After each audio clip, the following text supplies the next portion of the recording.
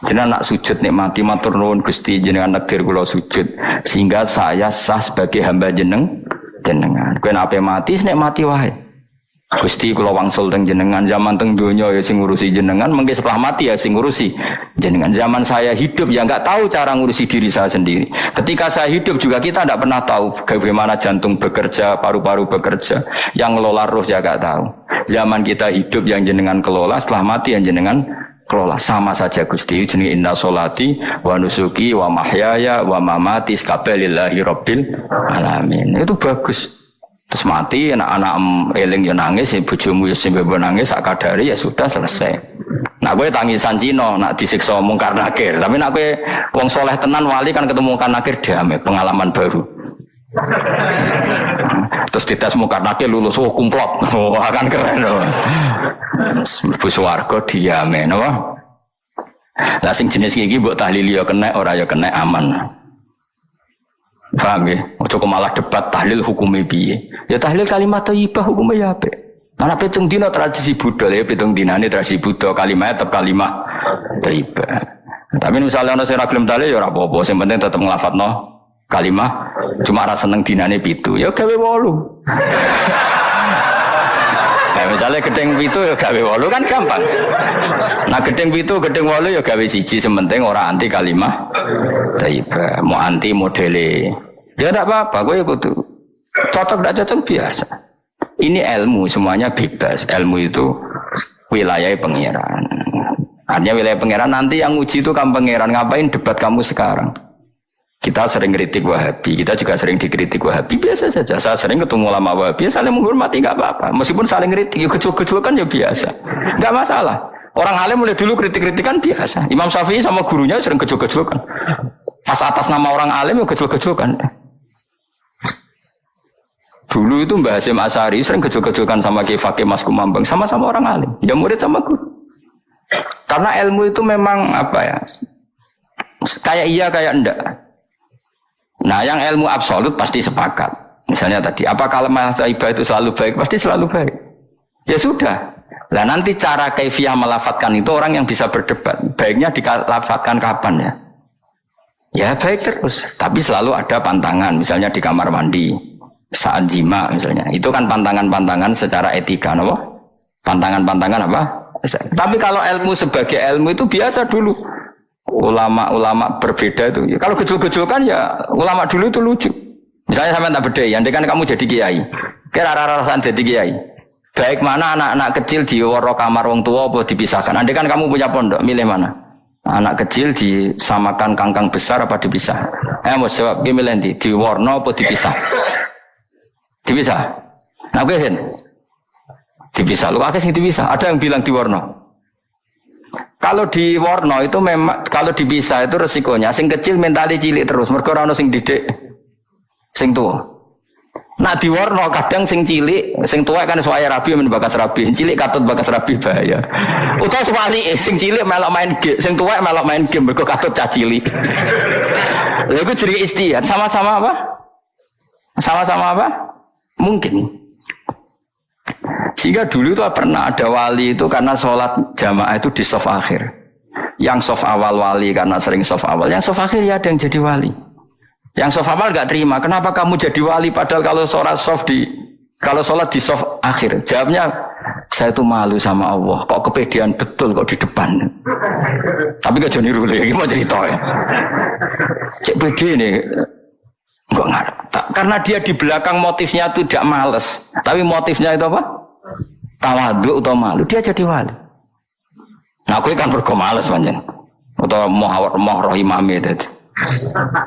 Iku sing mari ra wali-wali. Sing kok ngarep kadang ambisi ngimami padha dene malah repot meneh. Jadi dulu ilmu itu biasa. Orang Maliki itu nak gojlok orang Hanafi itu yang entek ngame. Orang Hanafi kalau gojlok Imam Malik itu yang entek ngame. Ya biasa dulu itu ilmu. Ya biasa. Misalnya gini sampai tak bedai. Tidak jawab saja jujur. Rasulullah itu puasa Senin Kemis selalu apa kadang-kadang dalam semua riwayat. Kadang-kadang. Sesuatu yang kadang-kadang dilakukan Rasulullah itu akan sunat terus apa sunatnya juga kadang-kadang. Ayo jawab saja. Wah, agak sing sarap ya.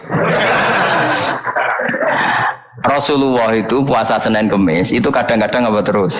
Kadang-kadang, ini sudah masih benar. Sesuatu yang pernah dilakukan Nabi kadang-kadang itu menjadi sunat terus apa sunatnya juga kadang-kadang? Terus. Nah sekarang gitu. Sebetulnya hadis kunut itu semuanya sepakat. Rasulullah kunut itu ya ahyanan kadang-kadang. Nah sesuatu yang pernah dilakukan Nabi kadang-kadang itu akan menjadi sunat terus ila yaumil. Maka Imam Syafi'i milih kunut terus. Abu Hanifah enggak. Bahaya kalau sunat kok dilakukan terus. Nanti dikira wajib. Sehingga Abu Hanifah tidak kunut. Dan itu ya biasa ketemu Imam Syafi'i kalau sholat di masjid Abu Hanifah itu tidak kunut. Ketika ditanya ikroman di hadal madhab, saya menghormati madhab. Orang Hanafi kalau main ke rumahnya Imam Syafi'i ya kunut ya biasa dulu. Sekarang kunut dan kunut jadi politik identitas. Ini kunut sebelah ini mesti ini enggak kunut sebelah yang dulu itu enggak. Saya sampai sekarang enggak pernah tahu kunut itu tradisi ormas mana, sampai sekarang enggak ada tahu. Karena saya orang alim, taunya kunut mazhab Syafi'i, enggak kunut mazhab Hanafi. Dan itu sebelum tahun 12 dan 26 mazhab itu. Enggak tahu toh maknanya. Mazhab itu sebelum tahun 12 dan tahun 26. Jelas? Kok orang paham? Jadi dulu lama ya biasa perdebatannya gitu. Apakah sesuatu yang pernah dilakukan Nabi secara ahyanan itu sunat terus? Apa sunatnya juga ahyanan sekali tempo? Jawabannya apa? Terus. Tapi kalau terus bahaya, nanti yang sunat dikira wajib. Nah yang berpikir gitu Abu Hanifah, yang berpikir terus Imam Syafi'i. Ya sudah akhirnya jadi seperti ini. Dulu itu nggak jadi politik identitas, saling menghormati. Imam Syafi'i itu Abu Hanifah sudah kabundut. Pernah sholat di masjid Abu Hanifah tidak kunut. Ketika ditanya ikroman li hadzal madhab, saya menghormati madhab ini. Entah angen-angen nak kunut terus nggak dikira wajib. Orang-orang Hanafi kalau ke rumahnya Imam Syafi'i di komunitasnya juga kunut. Ya sudah biasa dulu seperti itu. Makanya kita ini harus ngaji. Dulu itu biasa ulama gejol-gejolkan perkara madhab kayak yang saya contohkan tadi. Orang yang membatalkan puasa lewat jima itu kan sanksinya berat. Sanksi ini karena jima, apa karena hadku hormati Ramadan biuri usrin syar'iyyin, merusak kehormatan Ramadan tanpa uzur syara'. Cara Imam Malik karena merusak Ramadan tanpa uzur syara' sehingga gak jima pun hukumnya sama. Yaitu misalnya makan tanpa uzur, ya hukumnya sama. Kenapa sama? Jima istri hukumnya apa? Halal apa haram? Halal. Makan halal. Maka kalau itu kamu lakukan fina hari Ramadan, siang-siang Ramadan tanpa uzur syara, maka sanksinya sama-sama berat karena dianggap melecehkan kehormatan Ramadan. Cara Imam Syafi'i enggak, jima sama makan mulai dulu beda. Kamu makan wajib mandi enggak? Enggak. Kalau jima wajib. Kan beda. Ya beda itu tidak sama. Ya sudah, Imam Syafi'i memberi sanksi berat untuk jima, untuk makan tidak. Yang podo pintere kan yo penak. Penak kan? Sing ora penak iku podo gobloke, podo sok pintere. Lah iku debate ra barbar iku. Podo gobloke, nak debat podo sok pintere. Wis naudzubillah min dzalik. Kulo nek debate wong malah kudu guyu. Malah melok goblok, ngrungokno tok malah melok goblok.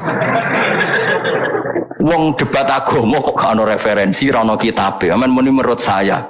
Memangnya Anda penting dalam wali ora, ulama ora kok debat agama muni menurut. Memangnya Anda mujtahid? Kudune gak menurut kitab yang saya baca dalam mazhab Syafi'i kitabnya ini begini. Sing sitok bantah dalam mazhab Maliki kitabnya ini. Wah itu keren. Aku teko ning majelis ini.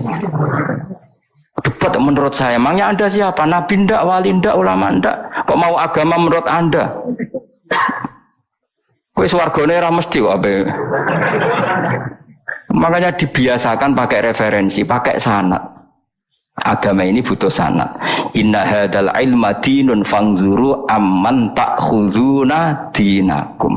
Lihat di muqaddimah Sahih Muslim. Agama ini ilmu, ilmu ini agama. Maka lihatlah ilmu itu kamu ambil dari mana? Karena tanpa sanad ini bahaya. Bahayanya tadi, misalnya begini.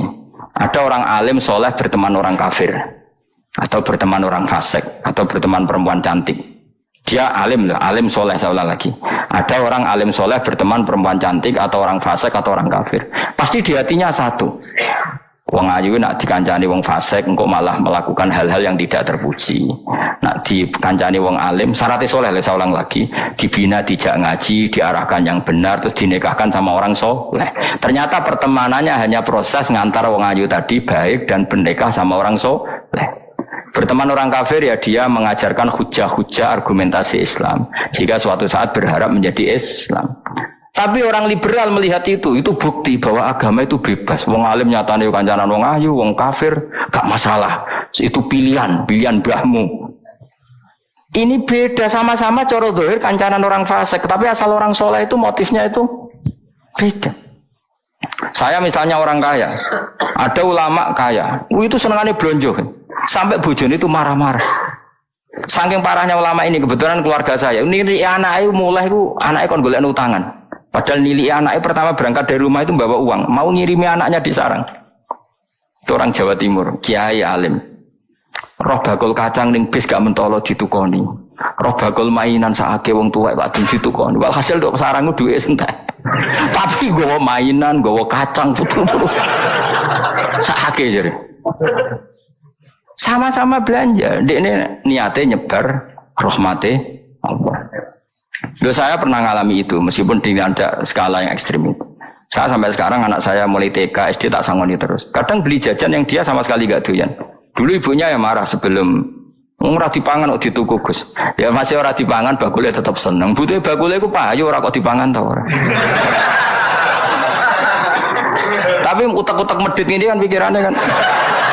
Nara dipangan aja tuku ya sakake bakule ndonga supaya laris. Lah duit 5.000 bagi kita kan ndak penting wis bentek, ben manfaati bakul-bakul. Karena orang kadang dikasih itu malu loh karena ndak diharga diri. Tapi kalau liwat jual beli kan seneng. Ya banyak ulama yang gitu, boros tapi niatnya menyebar roh. Asal orang soleh itu baik-baik saja. Orang soleh melete, wah duitku akeh tenang wae. Cara zahir melete, ternyata ngenakno sing dikai ben ora perasaan. Nah misalnya wong soleh terus sopan, duitku pas-pasan tak pangan sesuk wae ra ono, sing dikai yo sungkan le dul-dul. Maka wong soleh kudu melete ben sing dikai ora sungkan. Bareng ngekek duit wong 100.000. Lah iya lanjiran duitmu akeh ora iso tak hitung ning omah. Ijek karungan. Lah kok karungan piye? Duit 1.000 kerja kok karung gak sak. Butuhe ngenakno sing digawe apa? Ngenakno sing digawe. Asal wong soleh, dekne ngomong gitu itu niatnya juga soleh. Tapi nak wong ra soleh pancen mlete tenan. Bolak-balik wong ra soleh iku masalah. Makanya kancani wong soleh. Wong soleh itu orang yang luar biasa. Kanjeng Nabi ku nak dahar sering ning jobo. Ya biasa. Ketok wong akeh. Karena Nabi gak ada kepentingan beliau jadi Nabi setelah Nabi Isa alaihi salam yang saking sakralnya, saking priainya malah kebablasan dianggap sebagai anak Tuhan. Maka Nabi ngetokno kemanusiaan. Bahkan kalau dahar itu sering di luar. Gue ngetokno nak Nabi itu dah sebagai umumnya kayak apa orang soleh. Lho kula nate berusaha khusyuk iku meneng. Malah ngipi kuwi elek. Mergo aku ora meneng wae wibawa, nak meneng malah buyute wibawa. Akhire wong rawani takok agama. Nak ana ora takok agama terus takok wong liya, takok rugi malah ra karu-karuan. Tapi baru kayak aku sering guyon gejlokan orang berani tanya. Baru kayak berani tanya, ilmu dikembalikan pada ahlinya. Jadi wong soleh ku ngomong terus yo barokah, saenak yo barokah, asal dekne soleh alim barokah terus. Tapi nak wong ra soleh goblok ya mbok meneng ben wibawa. Nah ibadah anggap wali terus akeh sing sowan innalillahi wa inna ilaihi raji'un. Aneh-aneh wae. Modus iki ngene wae. Lho iya, kaya kasus di Probolinggo andekan wong ra jubahan niku ora ono sing percaya. Dia dipercaya karena modus apa? Kesalehan. Umpama dekne nganggo kathok seprapat terus papoh ning pasar, ayo aku bisa gadakan uang, percaya to ora? Baru kayak jubahan. Ibu-ibu soleh. Maka sarana kesalehan ini kalau di mata orang enggak soleh, di tangan orang enggak soleh itu makanya kata ulama, kata Imam Haromen, kena alim, murid pun biasa wae. Aja sampai kowe terlalu khusyuk terus nak ngomong dindel, padahal keliru ngomongmu iku. Mergo anti ilmu. Wes bener kok sampean ini bener. Orang alim sepeda motor ya sampai dang-dang atau sampai rokokan itu bener. Gak ada bebo khusuk malah bahaya. Dikira ahlul ilmi jebule gloyor napa.